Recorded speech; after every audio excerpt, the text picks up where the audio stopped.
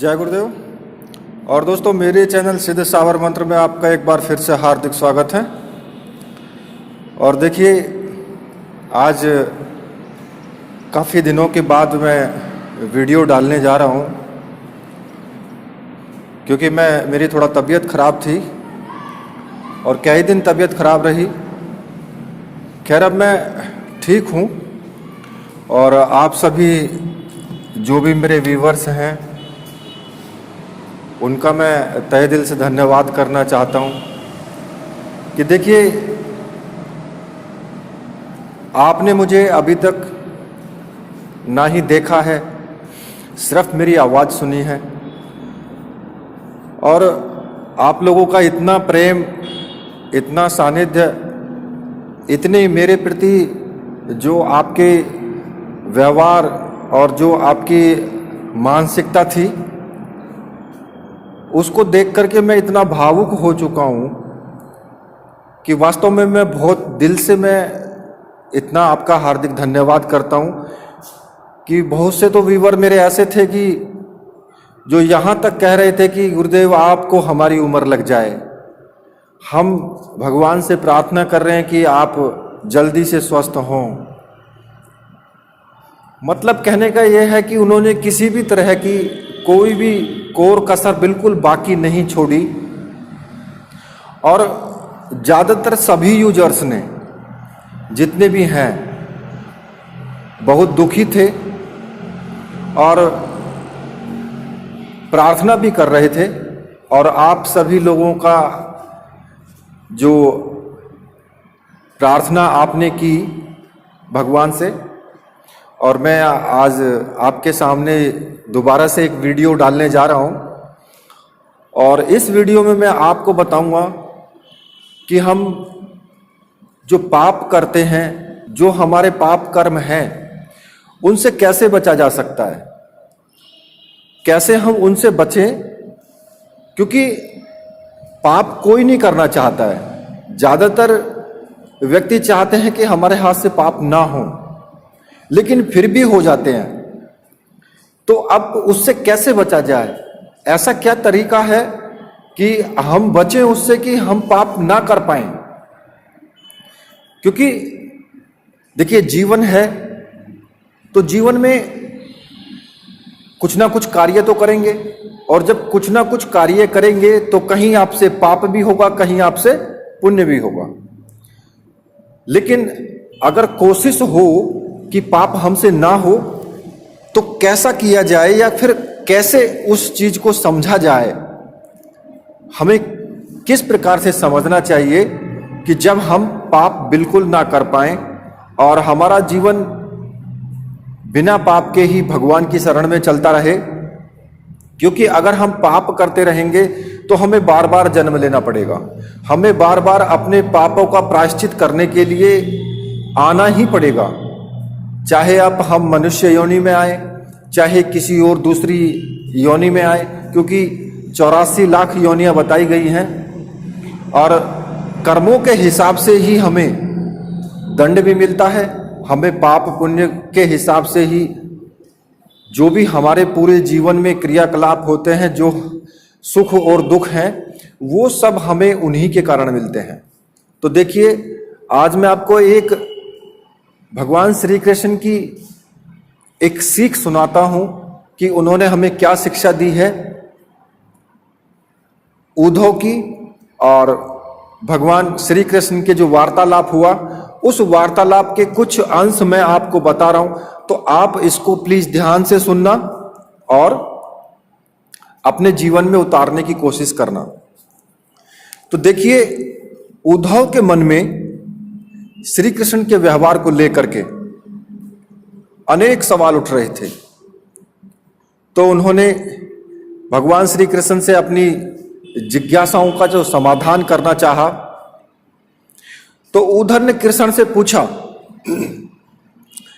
कि जब द्रौपदी अपना शील खो रही थी, मतलब कि द्रौपदी जब अपनी इज्जत खो रही थी, तब आपने उसे वस्त्र दे करके और द्रौपदी के जो इज्जत थी उसको बचाया। लेकिन आप यह दावा कैसे कर सकते हैं कि भाई उसे एक आदमी घसीट करके भरी सभा में लाता है और इतने सारे लोगों के सामने उसको निर्वस्त्र करने की कोशिश करता है? एक महिला का सील बचा भी तो क्या बचा, मतलब कि एक महिला की जो इज्जत है वो क्या बची फिर, क्योंकि उसको दुशासन जो पकड़ करके लाया था, बाल घसीट करके लाया था, तो स्त्री की तो इज्जत तो खत्म हो गई थी। तो आपने उसे क्या बचाया? अगर आपने संकट के समय में अपनों की मदद नहीं की तो आपको जो है आपद उद्धारक कौन कहेगा? तो भाई आप ये बताइए कि संकट के समय में मदद आपने नहीं की तो क्या फायदा? क्या यही धर्म है? इन प्रश्नों को पूछते पूछते उद्धव जी का गला भर आया और उनकी आंखों से आंसू बहने लगे। ये अकेले उद्धव के प्रश्न नहीं है भाई, महाभारत को पढ़ते समय हर एक व्यक्ति के मन मस्तिष्क में इस प्रकार के प्रश्न उठते हैं, इस प्रकार के सवाल पैदा होते हैं कि जो उन्होंने किया वो पहले भी तो कर सकते थे भाई। उनके कि आपने हम मतलब कि जब द्रौपदी को घसीट करके लाया गया तो उस वक्त भी आप उसकी इज्जत बचा सकते थे कि भाई उसको घसीट करके ही ना लाया जाता। तो उद्धव ने हम लोगों की ओर से भगवान श्री कृष्ण से बहुत सारे प्रश्न किए हैं। तो भगवान श्री कृष्ण जो है मुस्कुराते हुए कहने लगे कि हे प्रिय उद्धव, ये सृष्टि का नियम है कि विवेकवान ही जीतता है। उस समय दुर्योधन के पास में विवेक था, धर्मराज के पास में नहीं था उस वक्त, यानी कि युधिष्ठिर के पास कोई विवेक नहीं था उस वक्त, और यही कारण था कि धर्मराज पराजित हुए उस टाइम पर। तो उद्धव ऐसा प्रश्न सुनकर के जब उन्होंने उत्तर सुना ऐसा, तो एकदम से आश्चर्यचकित होकर के भगवान को देखने लगे। उद्धव को हैरान और परेशान देख करके श्री कृष्ण ने कहा कि दुर्योधन के पास खेलने के लिए धन तो बहुत था, लेकिन उसके पास पासों का खेल नहीं था, वो पासे चलाना नहीं जानता था। इसलिए उसने अपने मामा शकुनी को दूत क्रीड़ा में उसके लिए उपयोग किया, और यही उसका विवेक था। तो धर्मराज भी अगर इस प्रकार सोचते तो वो अपने चचेरे भाई से पेशकश कर सकते थे कि मैं उनकी तरफ से मैं खेलूंगा। अब आप जरा थोड़ा सा विचार करो कि अगर शकुनी और मैं खेलते तो कौन जीतता? पासे के अंक जो हैं शकुनी के अनुसार चलते या मेरे अनुसार चलते? चलो इस बात को तो जाने दो,